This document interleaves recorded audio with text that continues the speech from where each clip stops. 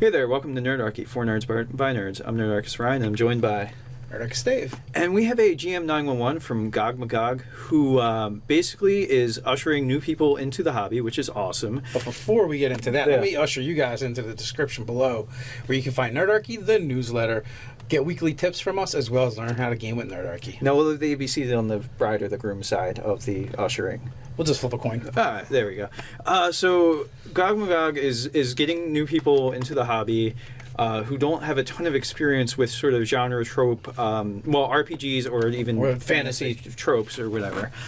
So, I mean, that's kind of cool and interesting to have people that are kind of a blank slate. But the problem is that they don't want to information dump on the players because they have short attention spans. Apparently, maybe they either either they're young or come from a video game sort of background or whatever.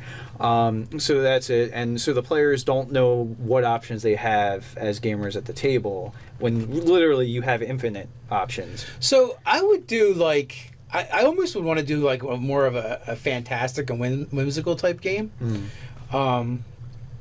And use a lot of strange NPCs that engage the players socially instead of in combat, and this way they can learn about the world by interacting with it, and not having it basically, like you said, information dumped on, but in conversations. Oh, so another thing I should say is that this so Gog Magog's not using a pre-published setting, and so what they're doing is they're building their own setting, and they want to figure out ways to unveil that to the players. That's an important piece of information to also. Yeah, and maybe the players is for their part, they look at their character sheet and that's where their options begin and end. And maybe they don't understand that as an RPG they can go, they can try and do whatever they want. They're just looking at the G part. That's all mechanics, and whereas they can interact with things in any number of ways. So what I would think to make this world feel more real to them, visuals are often a really good help and aid, right? So what if you either started using Pinterest and created a Pinterest board that's all things that are around your setting, and you can just visually scroll through, and the things that capture the feel of what your world is are kind of collected. So they're visuals of a campaign setting really shape the way you look at it.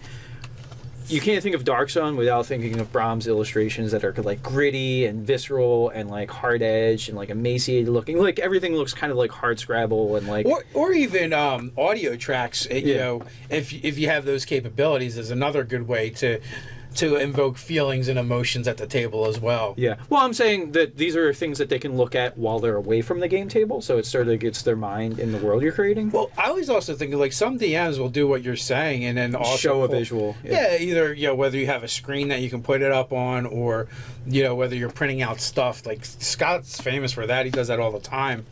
Is he'll have handouts that he just, and sometimes it might just be images of an NPC or a castle or whatever. Yeah, just so you can see what's going on. Yeah. But go ahead. Well, he recently started gaming from his house and using he's got a big screen TV. So he set up all the tables, and so now instead of doing handouts, he puts it up on a 42-inch screen. Yeah. And you guys can, and they can see it in full Technicolor. Yeah. So that's pretty cool. But so I'm just saying too, just a thing that it's almost, you could do a campaign wiki. The problem is if you give people a lot to read, your players, they're not going to read it.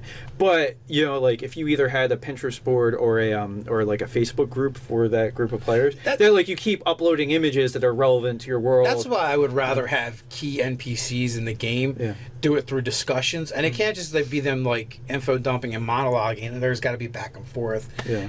It could be them asking questions about the character. It could be it could be them explaining something. They could be the quest giver. You can do some storytelling, but again, you want to keep the stuff brief so it doesn't get too out of control. Yeah. If it's hard if your players are all kinds of new or wallflowery. New players are prone to be wallflowers because they don't know their options. So it would be nice if you could get one ringer player, one experienced player that could kind of not overbearingly, but kind of take on the leader role of leading the charge for a catalyst for action, to do things. I feel the exploration component of the game is really good for broadening the horizons of what the players understand they can do. Because guess what? Getting over the ravine isn't on your character sheet. They have to come up with a solution. Right. Problem solving is actually probably a good way to help, because they have to take inventory of what resources they have, and then may possibly figure out new ways of using them. Yeah, then they start asking, well, is there like a forest or a glade where I can harvest lumber to build a bridge, or so they start asking these questions of what they could can I lasso a rock on the other side, or whatever. Yeah. But you can even be a little giving in this department as long as they're trying. Yeah. Try to not shoot down too many of their ideas, even if they're only kind of a little bit feasible. Yeah. Because you want to plant those seeds that can grow, and you want to reward them for trying. Right. Yeah. I mean, because if you're going to shut them down, that's like a bad experience, and that's who wants to go back to something that's like carrot? Yeah. More carrot, less stick. Less sticks. Yeah. For sure. So what we have visuals. You could just put plot threads or things that will interest them. Like if they've told you anything about their characters, make something early on that hooks into their character. Like bring the you're not going to get across everything about your world, and as GM you have all these ideas.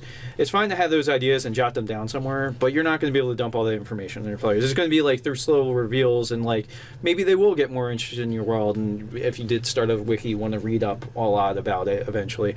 But for right now, whatever hooks the characters give you, make the game about those character hooks and less about your world, or where you can intersect your world and those character hooks. Yeah, that's going to be your best cross section. Not only that, too, if they're not fantasy fans yet, you can always find out what tropes they are fans of and incorporate elements of those. Yeah, those video games or whatever.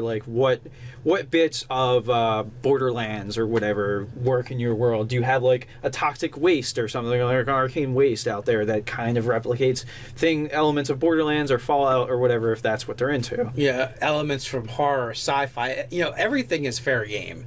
Yeah. And with a little reskinning, you can make it so that you fantasized it, but at the same time they can recognize the NPC or the plot thread, or whatever it is that you're trying to put forward to them. If they're Christopher Walken fans, you can make an NPC that has that Christopher Walken cadence in his voice or speaking or whatever. Or Shatner. Yeah, or you can Shatner it up or whatever.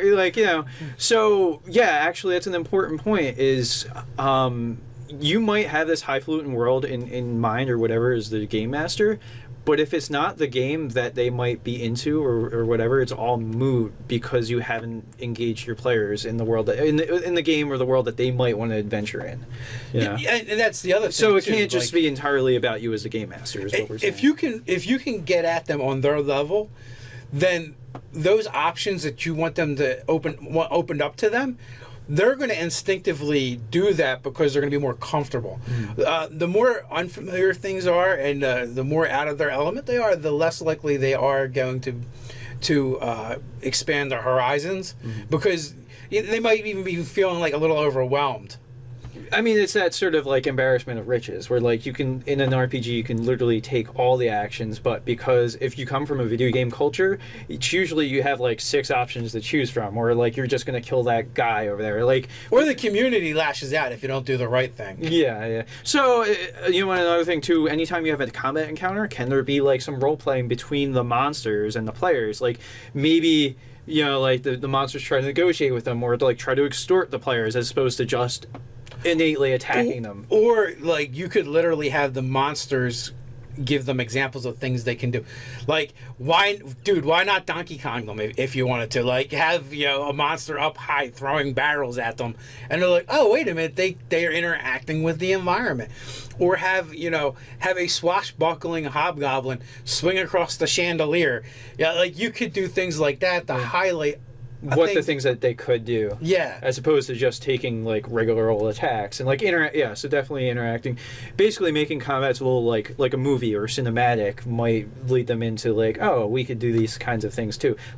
Maybe they copycat the way you're describing things for actions that they take as the players. That's a really good idea, actually. Yeah, so you should make videos about this kind of stuff. I should. Maybe I will one day when I grow up. Yeah. So I think there's plenty of stuff in there for you guys for you to work with. again, in the comments, there's always great suggestions. Those guys are going to feed you tons of things that you can do that enhance your game and get your players pulled even further in.